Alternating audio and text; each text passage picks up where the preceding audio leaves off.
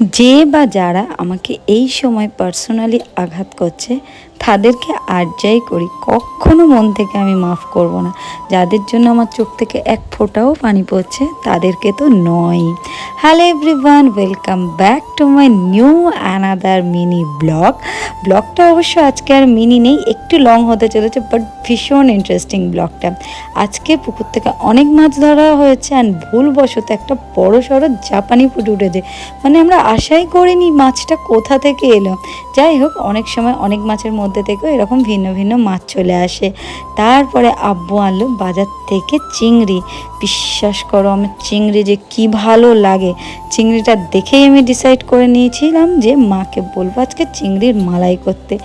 মা তো গ্যাগো করেই চিংড়ি মালাই করার কথা বললে, ওনার আবার চিংড়ির ঝালটা বেশি পছন্দ।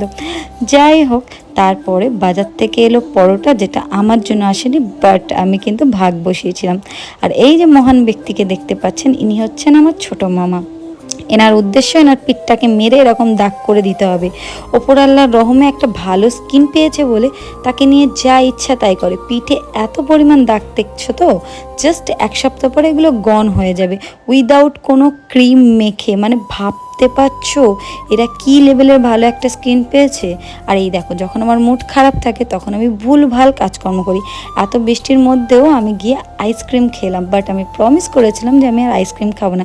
বাট প্রমিস তো ওই জন্যই করি না যাতে প্রমিসটা ভাঙতে পারি।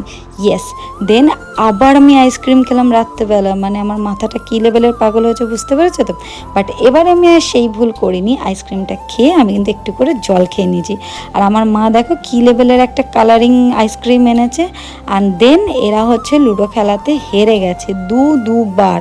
মানে 100 টাকা আমরা জিতে গেছি, তাও কিন্তু আমার মামা দেয়নি। ঠিক আছে, যেহেতু মামা আগেই খাইয়ে দিয়েছিল, বাট তাও স্টিল দেওয়ার কথা ছিল, দেয়নি। দেন মা বললো রাত্রেবেলাতে আমি আর মালাই করতে পারছি না, তোদেরকে চিংড়িগুলো গোটা গোটা ভেজে দিচ্ছি।